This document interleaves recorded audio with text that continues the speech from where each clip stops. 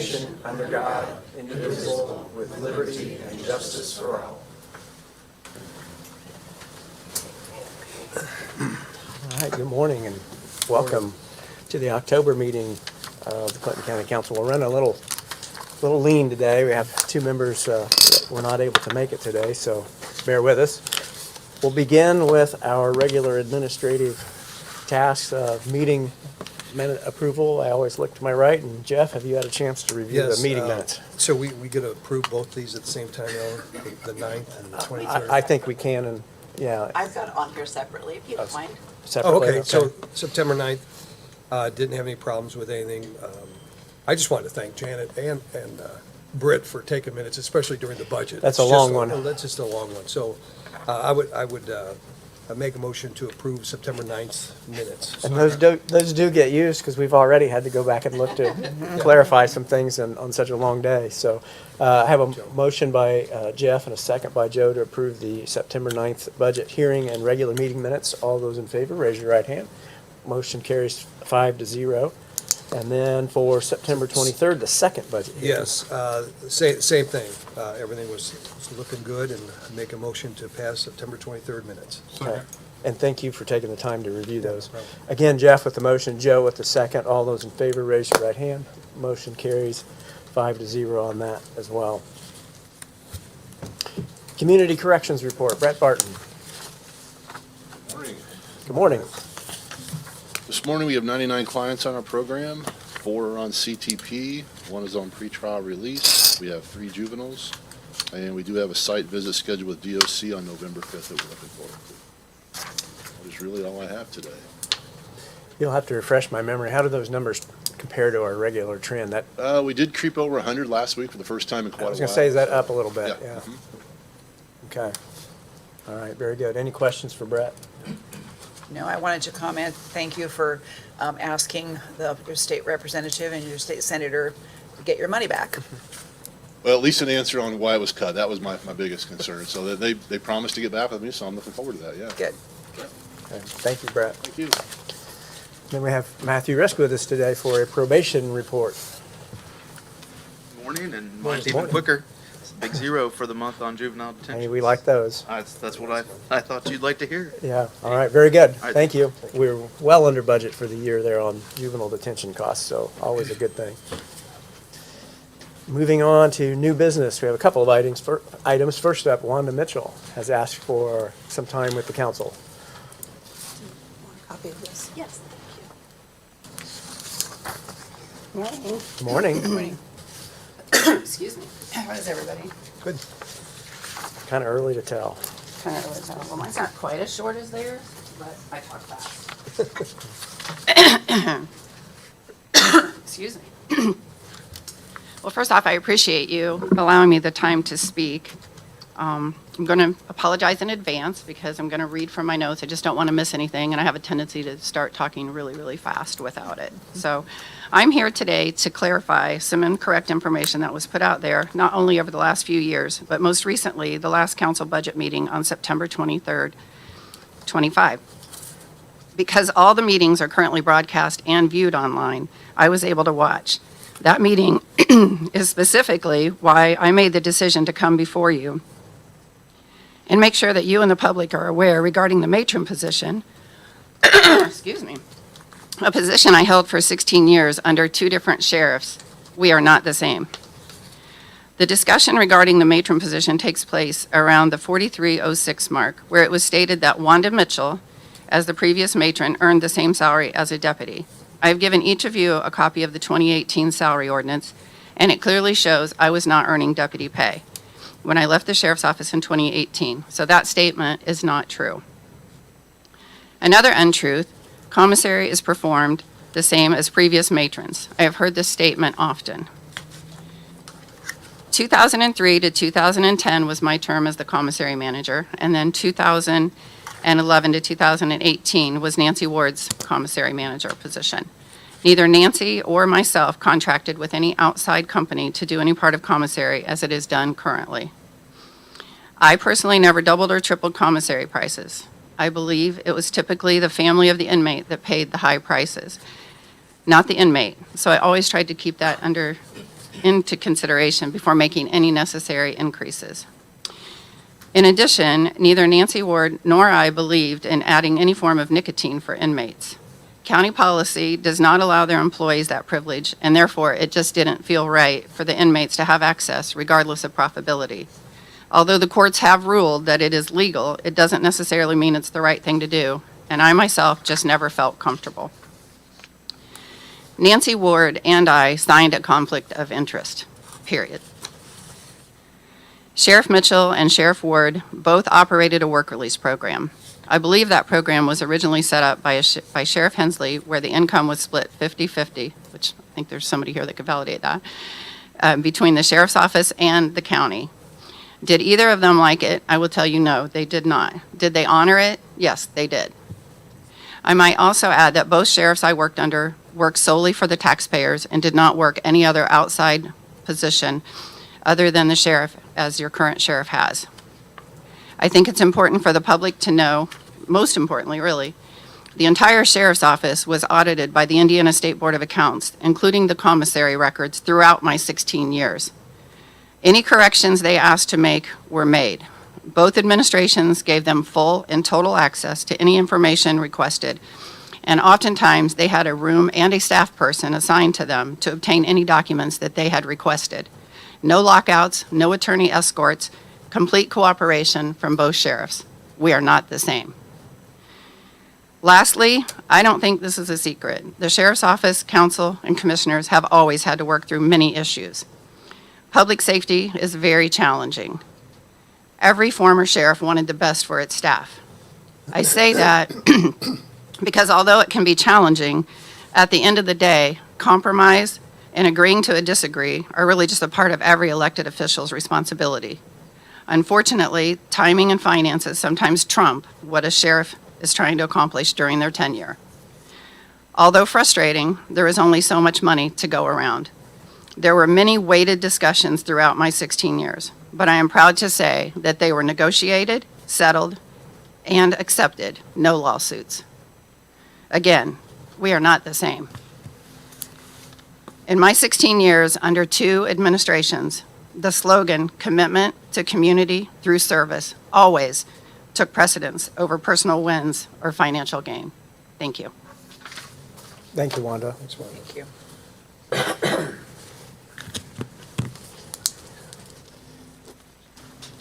Now, many of you came today, I'm sure, to see or be aware of the budget adoption, which is the culmination of a multi-month process. We are not going to do the budget adoption today, mainly because, if you'll recall, at the conclusion of our September 23rd budget hearing, we had one large item that we were waiting to hear information on, and that was the health insurance premium number. And we have since received that number, and we are still, quite frankly, processing how to handle that number. We were afraid at the time that that was going to be a large number, and we were not disappointed.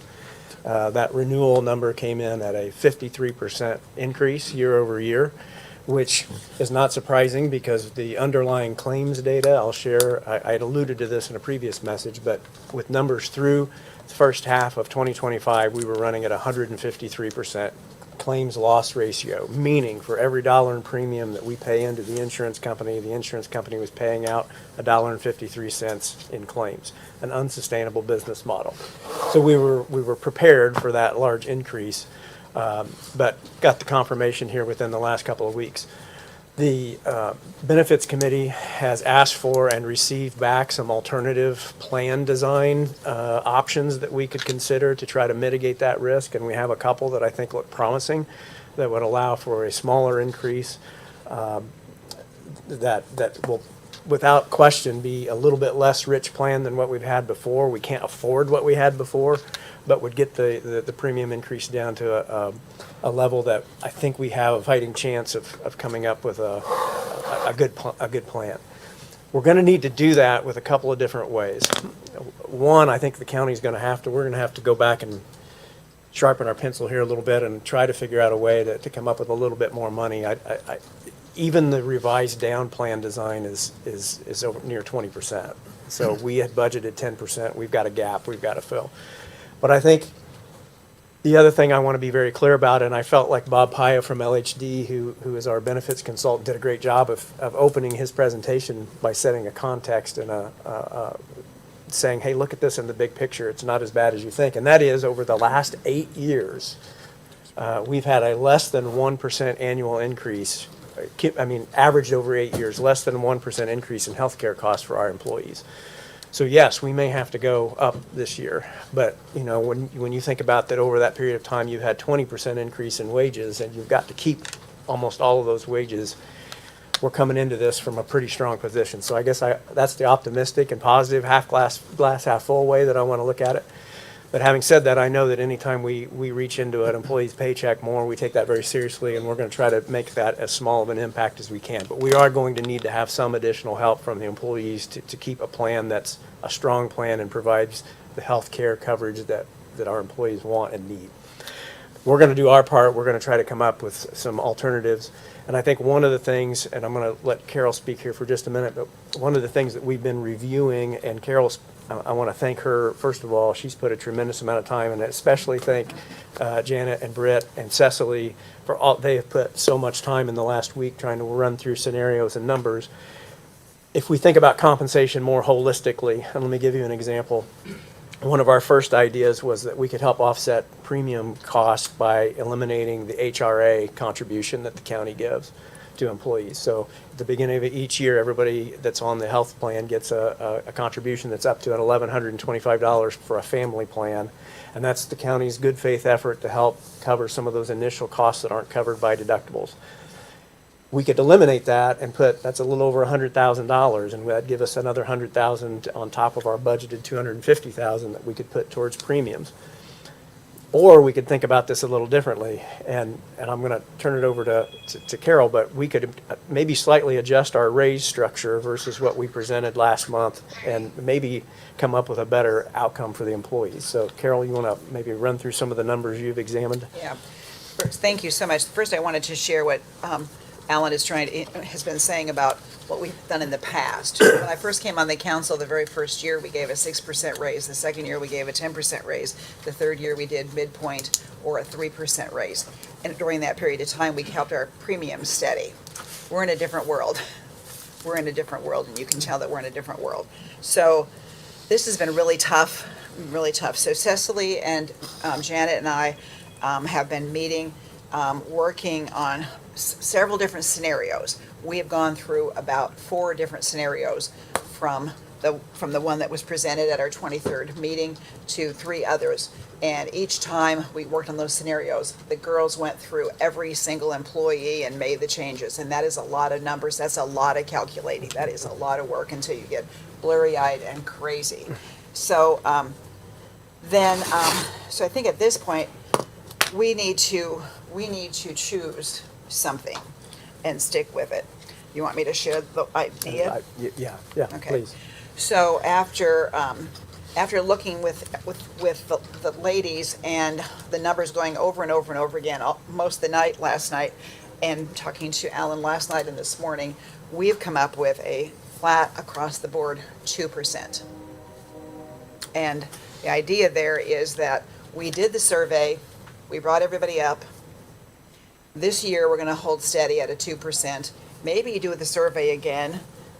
And so, in 27. So we could do an idea, so we could do a program where we use the survey maybe every 3 years, and in between, we do a flat raise of some sort that helps us. We were trying to take these numbers, and we were trying to look at, okay, who was still at the high, who was still at the mid, who's below. Nobody was below the mid, which was great, but some people were quite a ways towards the high. Some people were just barely $1 over the mid, and we kept trying to figure out how to make it fair, fair, fair.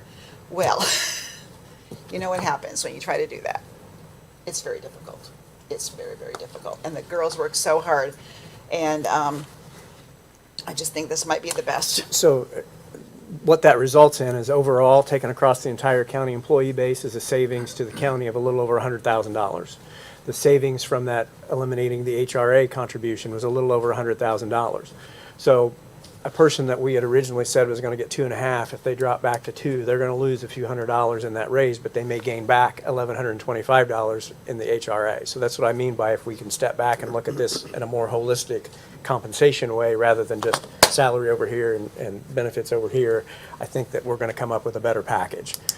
And I think they've been trying to say this all along, at least I've been trying to say this all along, that we all have to work in this together. The department heads all have to work with us and look at when we've said, do you really need to fill this position?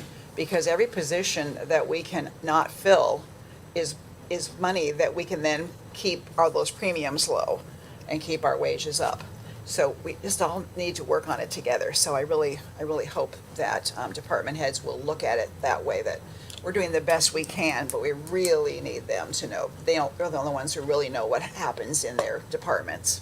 So we have dialed in on a particular plan option that I'm not going to speak directly to yet because it hasn't been formally selected and presented to the commissioners. That will happen on the 21st. We're going to plug these numbers into that plan, make sure we have a methodology in place to fully fund it, which I feel pretty good about.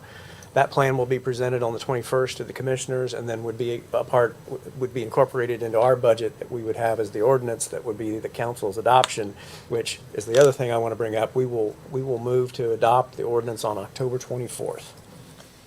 Time, I'm going to say 9 a.m. at the moment, but we may have to be a little flexible on that. But put your placeholder at 9 a.m. on October 24th. And so by then, we should have all this wrapped up. We can have the numbers plugged in. Britt can have the updated budget ordinance with the final bottom line number, and we can go from there. So there may be a few department heads that get a call asking about a this or a that, trying to find some nickels and dimes in the couch cushions that we can use to help offset some of this expense, but know that everything that we would be looking to save would be to try to protect the plan and make it as good as we can get and have to ask the employee to contribute as little as possible. So what I can say is that we did get some really good benchmark data that shows currently county employees pay far below the average of not only all employers, but far below the average of governmental employers. And that I believe our plan as presented, as we've started to look at, if we plug our numbers in, we're still going to be below the average with what we're asking. We're not going to do some monumental jump here. We're talking about nipping at the edges a little bit. We're going to try to come up with money on our side. We're going to ask the employees to do a little bit more on their side, and together I think we can have the funding in place for a good plan. So that's the rest of the budget. Yeah, we're by no means putting the increase on the premiums all on the employees. Correct, We're paying the correct. majority of it. So, last thing related to the budget. On the agenda, we did have originally that we were going to go ahead and adopt the Wildcat Solid Waste and the Frankfort Clinton County Airport Authority budgets because they have their own tax rates and they're completely separate from anything related to county budgets.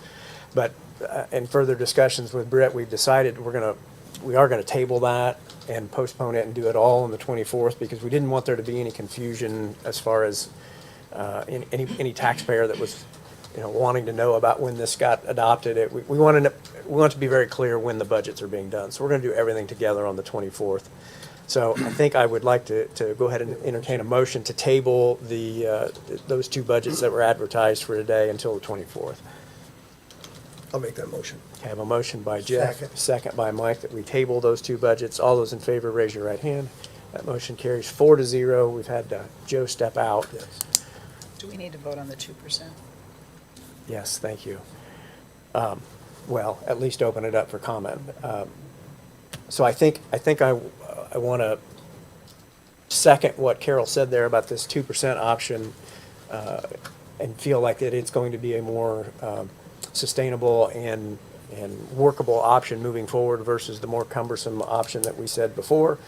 But we did vote on that in the last budget session to move forward with the 1%, 2.5%. And so if we're going to do a change before Britt starts putting those changes in pen with all of her reports, I would like to have the council vote on that and kind of sanction that change as being our new policy for the year.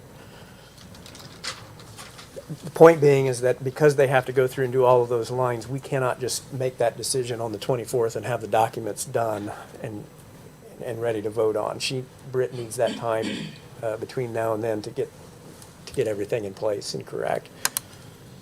Does everybody feel comfortable with that shift in strategy? Yes. So let's go ahead, and I would like to have that in the form of a motion, I think. Joe, you came in when we're voting on what, did you hear I wasn't sure when you stepped out about, Most of it, I had a phone call. I'm okay, sorry. we're going to shift our raise strategy from that 1%, 2.5% to a flat rate 2%, is what I'm currently asking the council to consider. So do I have a motion? You can make that. I'll make the motion. Yes. Yep. Yes, I just have a quick question. sure. For our staff, it was a 2% raise is what we put in with exception to the assistant director position. What is the outcome of the assistant director position? The assistant director position is in as we completed the budget. So we're not talking about advertised. positions per se. This is about Okay. the raises for the overall raises. Understood. Thank you for the clarification. Carol made that. Question about that as well.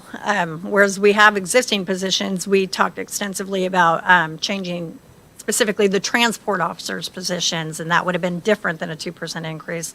So are we talking Correct, correct. No, no, no, 2% no, regardless no, of? no, no. No, all of those previous decisions related to specific positions still stand. This is about the general increase for everybody else. So that transport position has moved to the CO rate. Okay, very good, thank you. Yep, Yes. yep. Thank you. I'd rather get those clarified Yes, now than have the absolutely. confusion. Absolutely. Anybody else have any questions on that? We're Okay. glad you're as confused as we are. So I heard Carol with the motion. I don't know if I caught the second. Jeff with the second, that we adjust our strategy. We're going to go to the 2%. That frees up some money that we intend. And I want to be clear, that money we're saving by doing that is going to the benefits pot to help offset increased benefits costs to protect the employees as much as we can. So all those in favor, raise your right hand. Motion carries 5-0. Okay. I think that gives us what we need to know to finish that process up on the 24th. We're in the process, I guess, let me say why I was a little uncertain on the time. We have to go in and advertise the new budget hearing date on Gateway, the state system. And currently, we haven't been able to do that because we had advertised today for that date, and that locks the system so that Britt can't make changes. And we've been trying to work with the DLGF to unlock the system to get the advertising, which requires 10 days advertising, which gets us to the first business day that we could do it, being the 24th. So that's kind of why we're a little bit up in the air until we get that clarification, hopefully later today, that advertising is done. And to make it even more muddy, the 24th is the day the auditor's office is scheduled to move across the street. And so we're going to be, You can roll your computer as you type. yeah, we're going to have fun. We're going to have fun. Can I say one more thing before we leave this Yes. topic? I just want to say that the gals, Britt and Janet and Cecily, yesterday was a county holiday, but it wasn't for them. It wasn't for them. They were working on this project yesterday, so I really appreciate that. Thank you for coming Thank in. you. Okay, now let's go on to additional appropriations. We have a few, and then we start getting into the transfer season of the year. You'll see that we have several transfers as we get into the fourth quarter. Let me get mine.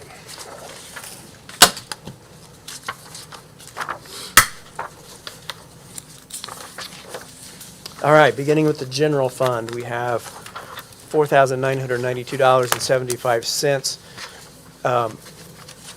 Renee was able to have a garage sale at EMA and was able to raise a little money.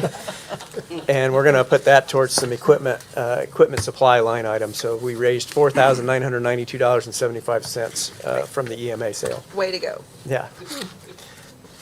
Okay. Local public health budget, $2,001.55. We actually have a couple here that are reclaiming or claiming unused Health First Indiana funds, $2,001.55 for chronic disease programming, and then $222.39 going into the capital reserve line item. Total $2223.94. From the lit correctional, the jail lit facility lit, we have $69.97. We received some restitution from inmates for damages that they had caused to the facility. I'm pretty sure that doesn't cover the bill, but we'll put it in the repairs and maintenance line item. Okay, we, in probation, $2,262.50, probation received from the city of Frankfurt. As you recall, we have the opioid settlement money that gets divided between the city and the county. And there's a working group that decides how that money is going to be spent, and a portion of the city's money is going to the drug testing, drug screening program with probation. Drain maintenance. Did I skip one? Yeah, Trex. Trex, yep, I'm sorry. 320. Too many pages. Yeah, yeah. There it is. $321.36 for probation from the Trex department, so that does, well, that's not an order on my list here. I guess that's, the total is It's total. $2,583.86, those two items combined.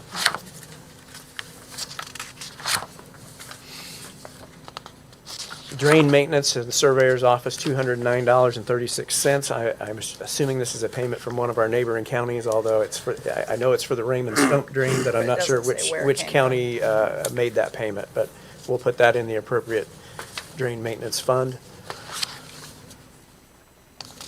Judge Moeller is asking for an additional appropriation of $1,065.80 from our interpreter grant, court interpreter grant, to be used to pay for interpreter costs.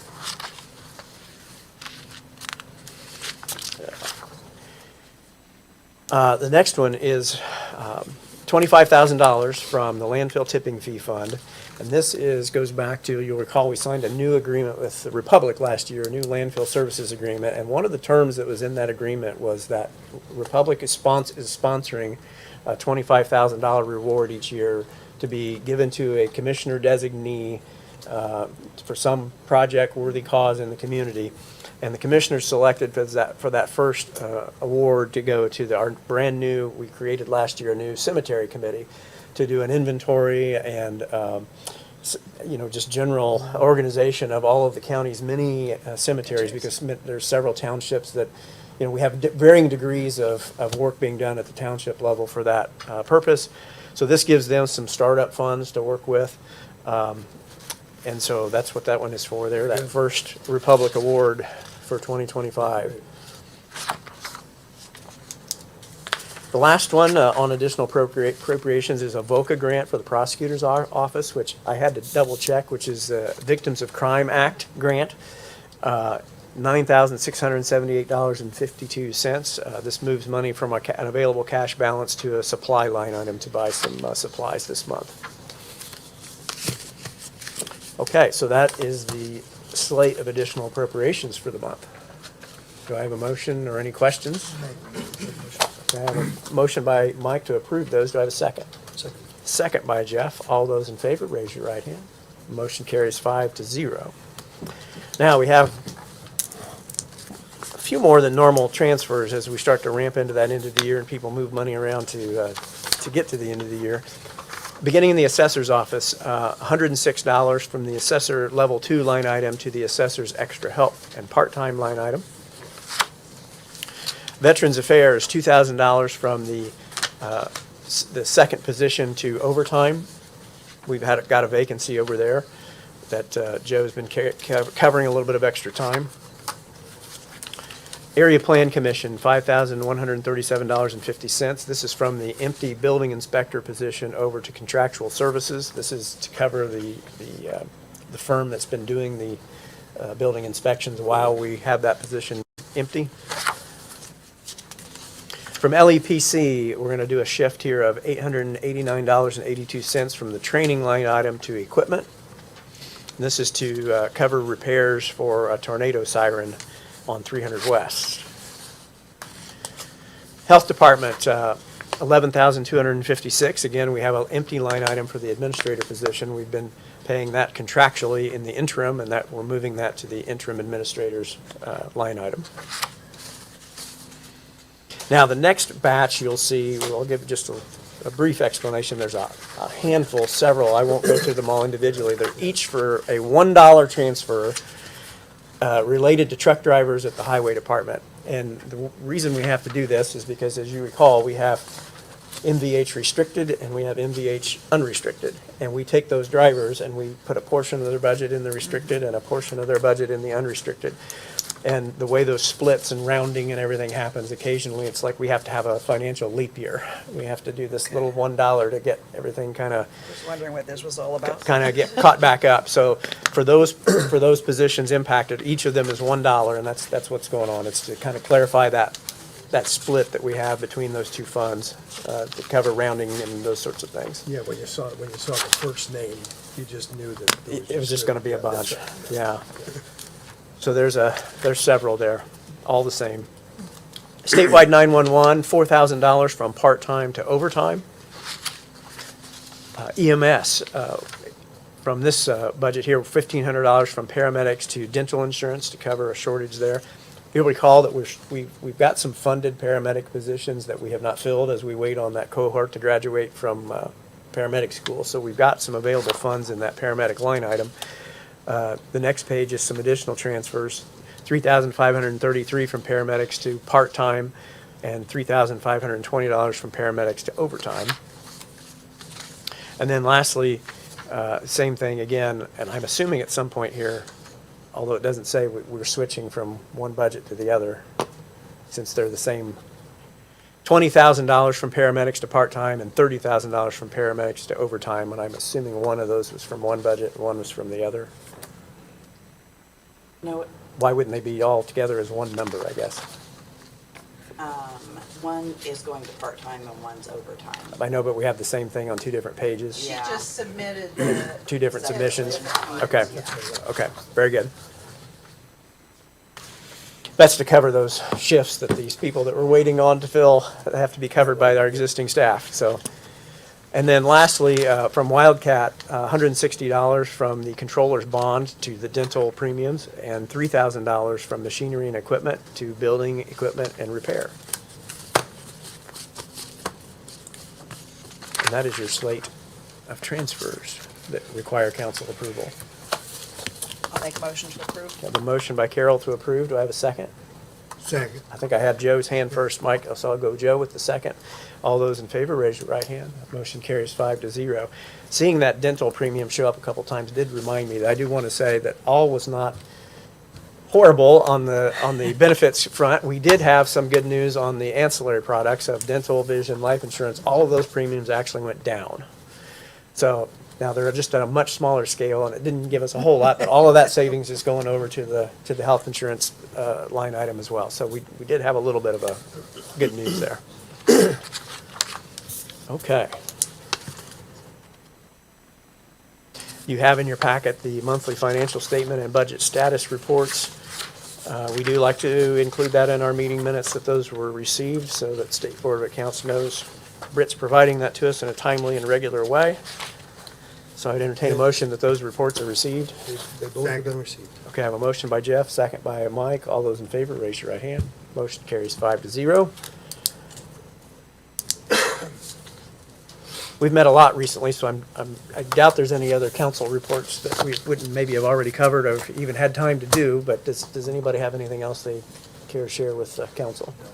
Okay. No? Okay. Commissioner reports. Anything, Commissioner Weaver?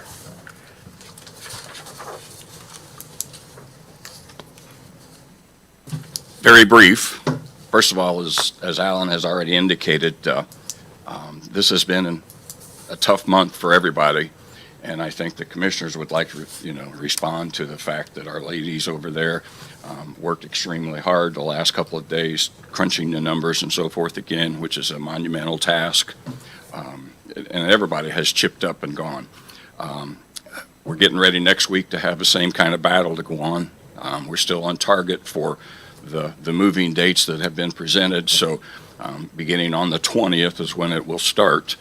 And so we look forward to that. I'm doing a walkthrough this afternoon at 1:30 to make sure that all the pieces are together again. So looks like that over there things are coming together also. Obviously the sidewalk is in. They've done a water test and it flows directly in two different directions. So that's a good thing. So hopefully we get to move in on the 20th, and hopefully on the 21st, we've still got bodies that haven't collapsed because of the workload that we're about to get into. But I just want to thank everybody for this month's worth of extra stuff that's going on. Insurance committees, there's just a lot of crunching that Yeah. people don't realize. So, thank you. Thank you. Thanks, Brett. I did have something I wanted to say about our conference. Oh, let's back up real quick. Carol, Mary and I went to the AIC conference for 4 days.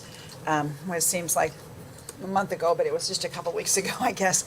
And we did learn lots and lots and lots of things, and I wanted to share a couple of those with us, that there's going to be a lot more council responsibility coming our way over the next 3 or 4 years because of SB1.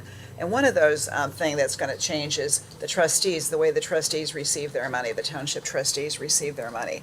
And so I think it would behoove the council members to think about creating some sort of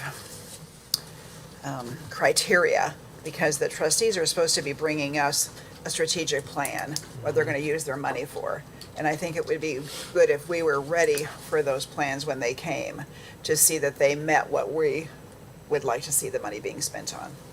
I don't know if that's makes sense, but yeah. Yeah. that we need to be ready, and I think maybe there's some township trustees that would like to meet with a couple of us to fully understand what they're being asked to do and what this change means, because it's not going to be easy.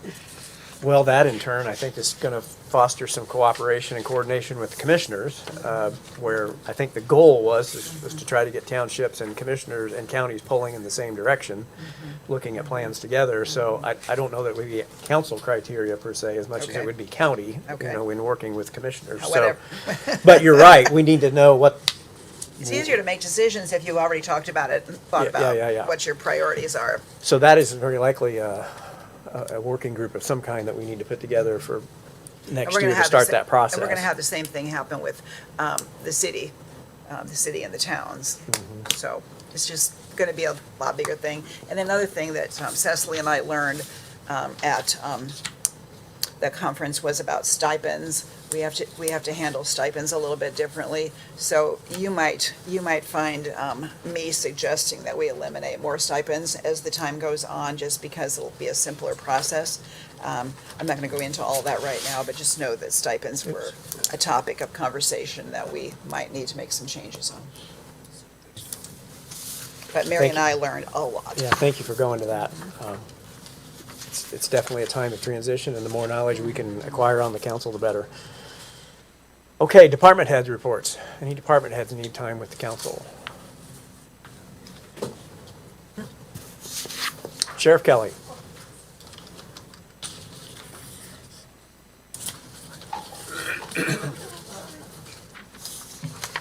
Okay, good morning. Good morning. Okay, I want to briefly take a moment to respond to some comments from this morning. I believe what I said during the budget hearing was that historically, the matron pay was that of a deputy, because I asked for information from former Sheriff Mike Hensley.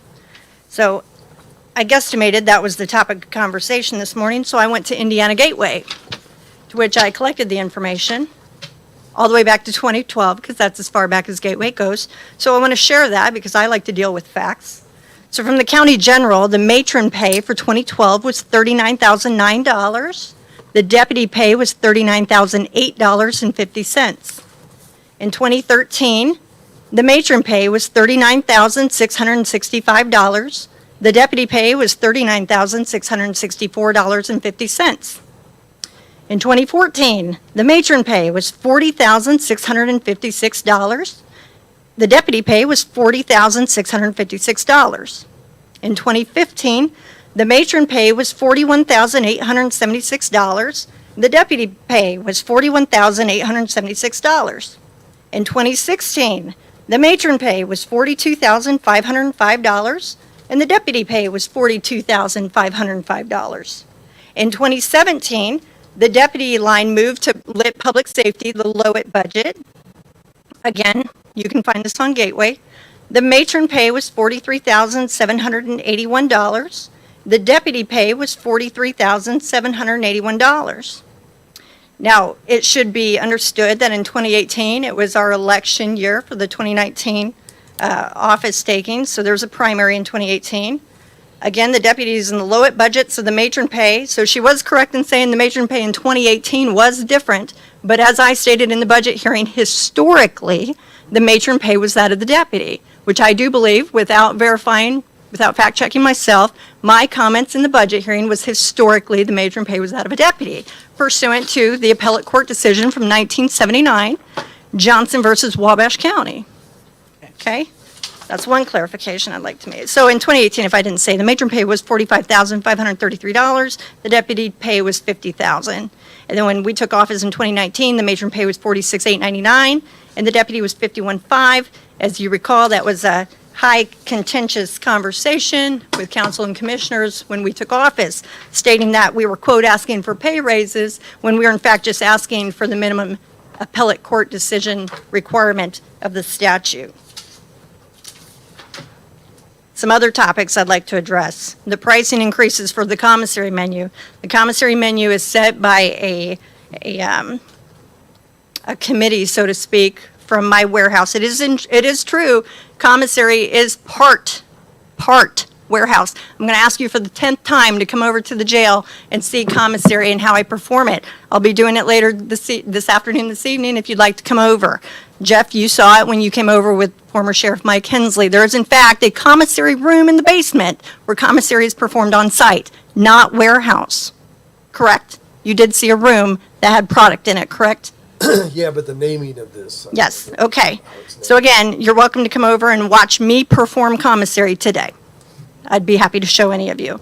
Now, I've made a YouTube video several years ago explaining how commissary is performed, so I'm going to do it briefly now. There are now 3, there used to be 4, so she is correct, we are not the same.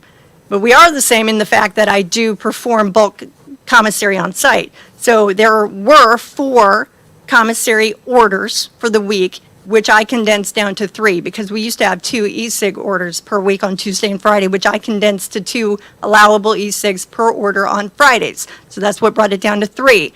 So there is a warehouse order, which is only to expand the menu of items that I cannot physically carry on site. Different flavors, different sizes of packaging, etc. And then there is a bulk commissary order that takes place on site. So there's a bulk order on site, that's what I perform. There's a warehouse order that is shipped in, and there's an e-cig order that I perform. Okay? Is there any questions about that? Okay. Again, the pricing menu, I don't set the commissary prices. That was done by a team from our warehouse vendor. And actually, some on-site prices are in fact cheaper than the warehouse items. Ramen noodles, for example, you'll see a difference in the commissary pricing. The work release 50-50 split. I would note when we came in, there was a conversation had with a member of council that there was a gentleman's agreement in place, that there was a 50-50 split of the profit of work release. I questioned the sheriff when he brought this back to me because I didn't see anything in writing in the ordinance or the statute to provide this, and I wanted to ensure for the State Board of Accounts we were doing it correctly. Because I was not produced any of this information, we did not cut a check for the 50-50 split of the, what am I trying to say, of the work release money. Do you have any questions regarding any of that? I do not. I do not. Okay. What time are you doing commissary today? It varies because I've only been at the office since early this morning, so it kind of depends on what comes up. But I'm happy to text you Okay. when I'm getting ready to perform it. I have a 3 o'clock appointment, but other than that, I'll be there. Sure. Okay. Just to end it on a happy note regarding your AIC conference, congratulations to our outstanding coroner of the year, Ed Kripe. Yes. Sheriff? Not a whole lot. I think that, we have been through some different things throughout 7 years. And I'm not going to use an election quote because I don't need to use an election quote or anything else or a standalone. I think that 100% definitely not the same. I think that council realizes, and I think a lot of people realize, that the changes that have been made have been positive for the council and the fiscal end of it, that we do get to operate quite a few different things through the monies that are created and generated. That's absolutely was the goal. I think we have had conversations since 2018 with different members that are still elected officials here in our community, and we knew the forecast of what was going to happen. We knew that there was going to be tough things that come along as far as budgets, with different changes in presidents and changes in state government, and I think we've addressed it. I think we've done a very good job of creating a situation where we don't have to ask a whole lot of taxpayers. That's the goal. That's the goal. That's 100% the goal. Not only to create an ability to help fund our own agency with the resources that we have, and to also provide different projects in our community that benefit our community.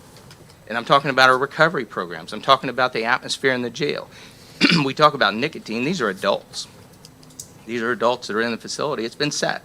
You can go back through the case and look at it, and yes, it was argued. Yes, it was decided by judges, and I think, regardless, if a judge says it, that's what we're going to do. We're okay with that. The process is the process through the courts. And the nicotine that is in the facility is only to people that are 21 and up.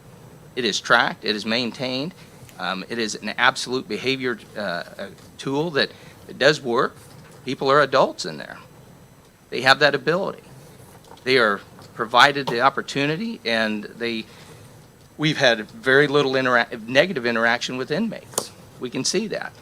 I hate talking about the past, because the past isn't going to change. We can't change it. But what we can change is the future.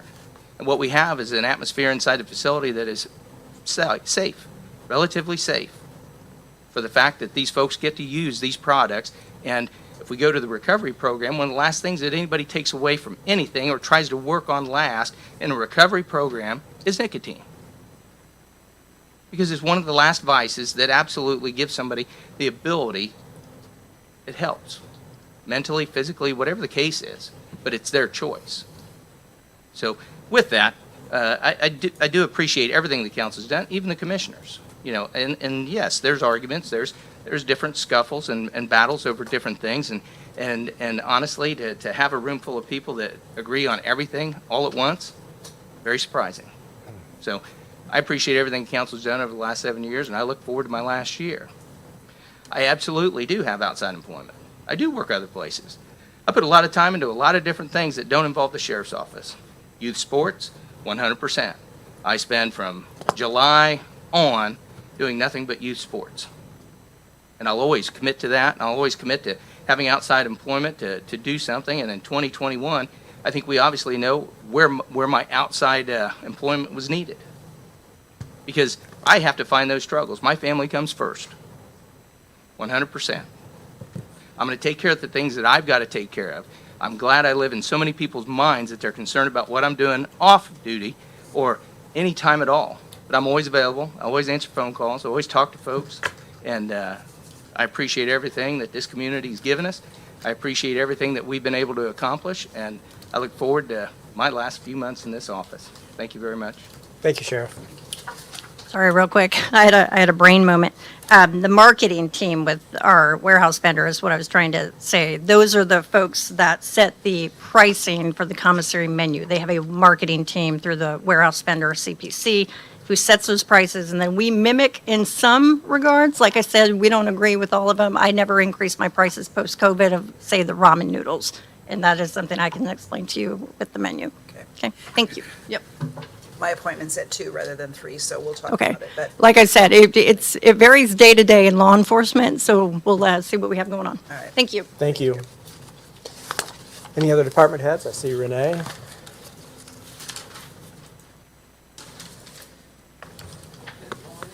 Good morning. I won't take long. I wanted to bring this to the council for EMA. Clinton County, we have started the process of updating our multi-hazard mitigation plan, and part of that is a requirement for the city, the county, the towns, other agencies, and to be a part of this plan update. We engage with the Pullis Center out of IUPUI. They're the ones that have performed, done all of the the background work to create the plan. But it just takes, requirement is 2 meetings, and the first meeting is in November 5th. I wasn't sure where we would be in the move, so I did schedule it at the police department. I will leave this with you.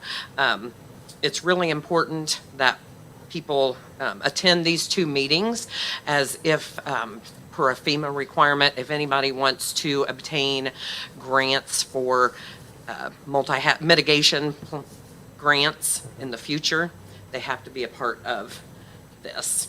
And the only requirement is 2 meetings. And the Polis Center has told me the first meeting will only take about an hour, and probably the same with the second. So I wanted to leave this with you. There are a couple forms. Whoever is the representative, fill out to the best of your ability, or bring it to the meeting and we can all fill it out together. And the Polis Center will run the meeting. But I wanted to leave this with council. Thank you. Thanks, Renee. With Renee standing there, Mike and I forgot that we did have a council report. We went to the LEPC Oh, yeah. training that was happening, and which is always, in fact, I told you I could come for the first hour, and I spent 3 hours. Yes, Because it's yes. just so, It really was. a lot of information. It was about railroad crossings. Yes. And next year will be the big, Yes, a full the scale full scale, so exercise. that'll Yes, be interesting. it will be. Thank you to you and your team that puts that on. Yes, yes. So it's a lot of, nobody has any idea, you know. Ed Kripes, our chairman, I'm the secretary. Jeremy Warren from Frankfurt Fire is our vice president. It's a lot of extra work, you know, and putting this together, you know, the railroad came to be the presenter, but we will have a lot of work ahead of us to prepare for the full scale Well, exercise. I'm glad you brought that up, because I was wondering if the 2 of you would continue on would and love maybe to. represent us on this meeting as well. Really very knowledgeable. I think that would make a lot of sense, so I'm going to hand that off to you. You know, with all the agencies and everybody that's involved there, the nice thing is there's no blue and there's no red. It's Right. just community. It people. is, And- yes. and that's- And that's important. And that's nice. It is. Yes, yes, that's right. Yes. Yep. All right. I don't have anything else on the dispatch side of things that I can think of, so. Okay, All thank right, you. thank you. Thank you.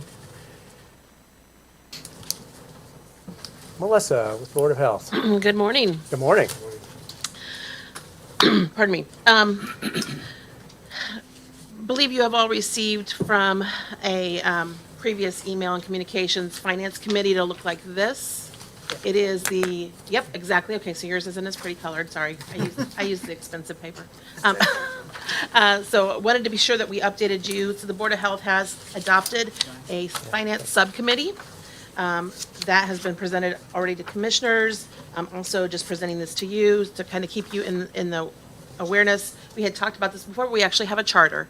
I don't know if that is common in the county government structure, but typically, I think it's very good to define what the purpose of a subcommittee is and how that will function, and so that is what you'll find on that subcommittee charter. Making sure that the Board of Directors for Health Department has oversight of our financial appropriations, making sure that we have purposely programming that money to affect public health. Sets here when we will meet. Those will be quarterly before our board meetings. That way, when we go into Board of Director meetings, we are already fully prepped and on the financial side, and I don't have to take the whole committee through all the weeds. I can kind of share that with. That will account, that membership will be myself, Dr. Pearson as our health administrator, as our health officer, and then also our business manager in the office. So she's a very key part of that to there and help us explain and work through all the weeds of budget lines and what transfers where. And then also making sure that we have some experienced board members, just as you guys would in your mentorship of how you bring people onto council, and kind of, I was paying attention to that you use this time of bringing a new person on to mentor them into with somebody who's been there and done that and can kind of help the process. And that will also help ensure that every time coming up to budget season, we have thoroughly vetted the various buckets that get presented to you guys with direction of public health. That's fantastic. Any questions at all on So that? excited about that. Yeah, this is impressive. Thank you very much. Yeah, thank you. We have a next board meeting for the Board of Health will be November 18th on the 25th. I also want to admit that, or point out that you all probably have in your inboxes or will soon in your mailboxes, if not, invitation to our annual event coming November the 9th. That's really where we have an opportunity just to stand, not yet? Okay, I think it's the 6th. thank you, you're right. Thank you for the correction. That's a busy week altogether. I think it's the 6th. I think 9th is when I finally go, whew, the week's over. So that will be happening there at Trinity, so please make sure you're looking for that. Just a chance to kind of spotlight what both Healthy Communities and Health Department do together in their partnership. Our So state that- health commissioner is the speaker. Yes, absolutely. The state health commissioner, Dr. Lindsay Weaver, is our speaker. That is quite an honor for her to take time out of her very busy schedule to come and be with us, and I have to thank Laura Archibald for that progress. And also just looking for the fact that this will be my first annual event to be participating in, so we are quickly scrambling to get all the things together for that. The 23rd, while you guys were here hashing out the final parts of the budget part, I was able to attend the informal meeting with Representative Jeffrey Thompson from the Ways and Means Committee, and I want to just report back that that was very productive. Really, Representative Ginda had said, please come and please share your thoughts, because he had already heard my thoughts about the drastic budget cuts. And so it really helped to talk to the people making those decisions and also help reflect back to him what those decisions meant. One very interesting piece of that is they, number one, we don't lose, any of our funding from previous designations. So any of those pots that are currently out there, they're still there. They don't take those back. What they did do, though, is they flatlined the budget. And so it was very interesting to hear from him that they looked to see what is currently out in expenses and just kind of flatlined it there. Now, what they didn't understand, and was one thing I could share with him, is without health departments being notified of that coming in advance, there was a lot of things being programmed, being planned. For us, the $150,000 community grant, that wasn't out the door yet. So none of that got looked at when they flatlined. And so that really, I think, helps understand, why would they cut anything that essential, that drastic? And it's because money wasn't out the door as it should be. And so that's obviously been one of our big pushes. But it was just really helpful, and also gave us a chance to give him really important feedback. And so they will be looking at that budget again down the road. This is not a forever state. This is a for now state. And I think that we have an opportunity to show him what our programming does for public health. I'm really excited about that. And also just the feedback that we're also, in the meantime, really focusing on regional support. Health First Indiana, we are part of the Northern Region here. There are 3 regions in the state of Indiana. We have a great team, and they are interfacing with us every week on, again, program outcomes for our processes, our KPIs, what we call key performance outcomes. All those public health things moving forward. Lots of activity going on that. We are also rebalancing in terms of kind of our summer, spring jostle that we did over there with leadership. And so I feel like we're really on steady ground now. I'm perhaps hoping that this may be the last time we have to do a transfer for contractual coverage. We'll see as that goes forward, but really working on getting all those pieces rolling so that your health department is fully performing to protect the public. Thank you. So appreciate the work you've done. I appreciate it too. We will be moving forward with our PEF grant that has been taken to the commissioners through the state. The only piece we have is I'm working out with Cecily, a few bits of how the compensation goes on that in the grant itself. I know we're talking about not discussing stipend, and so certainly have incorporated that into the grant, hopefully in a positive way. And then it's ready to go, and that gives us $20,000 back to perform public health emergency planning. We did have to return $22,000 last year because we never completed the grants. And so that's, we never fulfilled it. So we have structured it in a different way that really benefits Clinton County. So you have not just funded a position, you have done repairs on a trailer. You have made public planning the priority in the program, not just the people. So, Thank you. thanks. Any That questions? hurts me to hear that we gave money back. It hurt me too. It hurt me too, and yet I believe we have found ways to look at it differently. And that's the difference, is we just have to learn how to look at it this a little differently than we have in the past, and be willing to take some bold steps and move forward. Thank you. Thanks.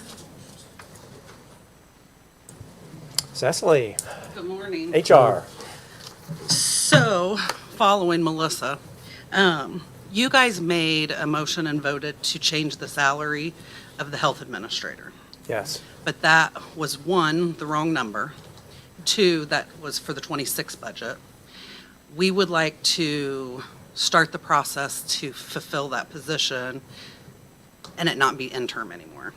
The salary is going to be $81,997.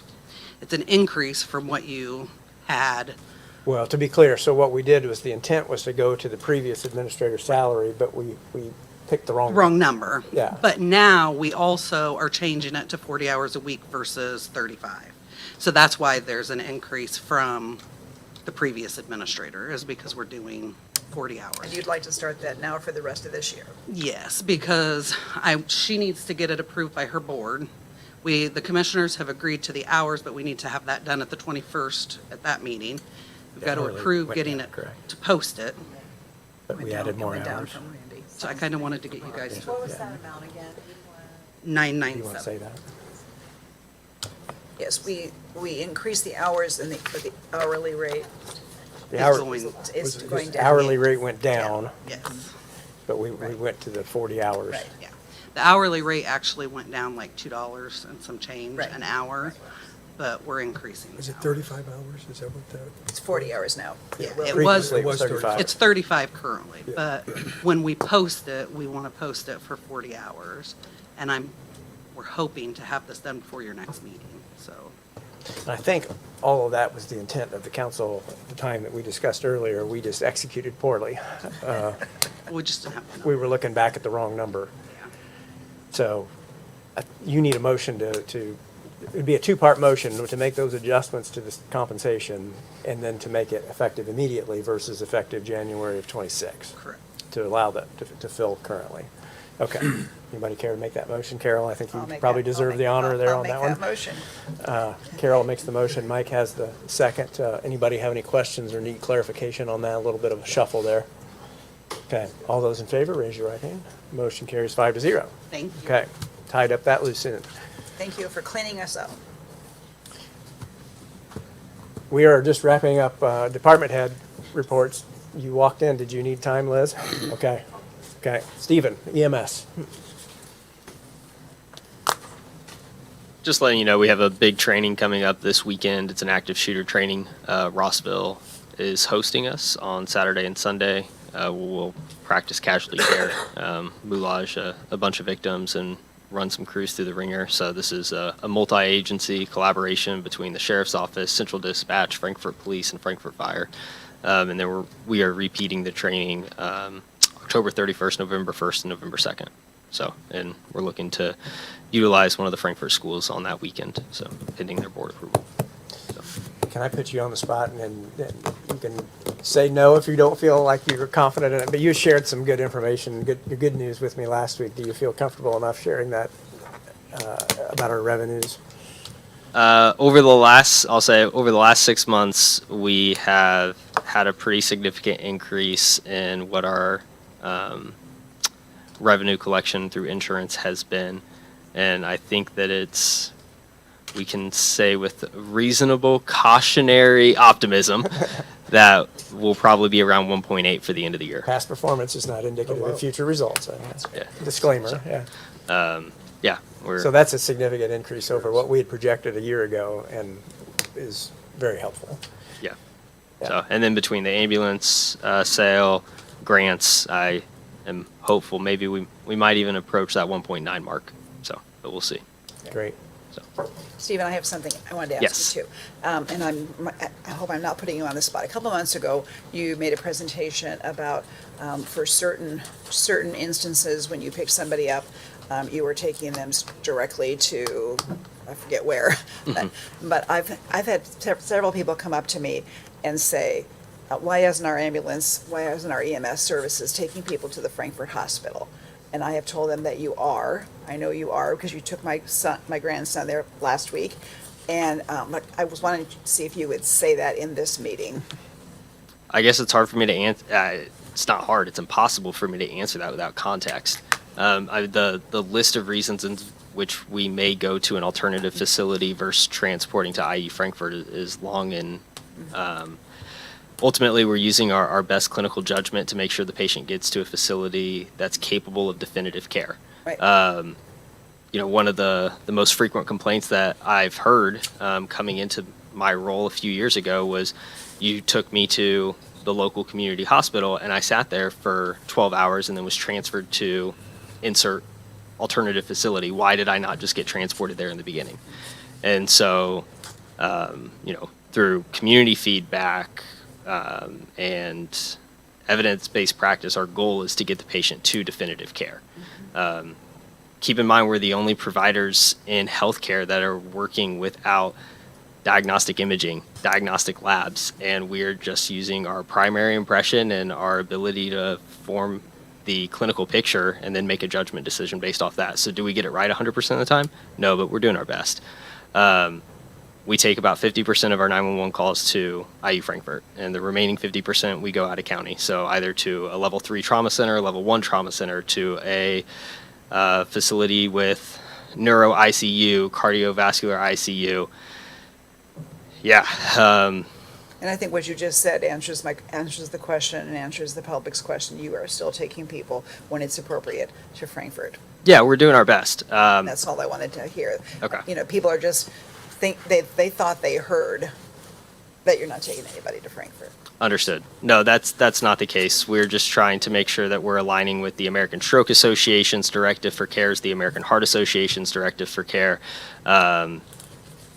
National Association of EMS, so on and so forth. We need our hospital, so we don't want people to think that the county employees are trying to undermine the local hospital. So that's why I'm asking. So. Okay. I'm sorry. My job, as it's been described to me, is to advocate for the community, and I work for Clinton County, not any hospital agency.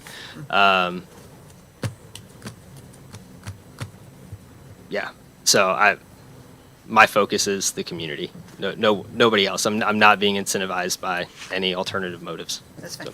Yeah. Thank you, Stephen. Thanks. I'm running out of department heads, so I think that may be it. Okay, anybody else have any issue that they want to bring before the council? Anything? Okay. Seeing and hearing no other business to come before the council, we'll call the meeting adjourned.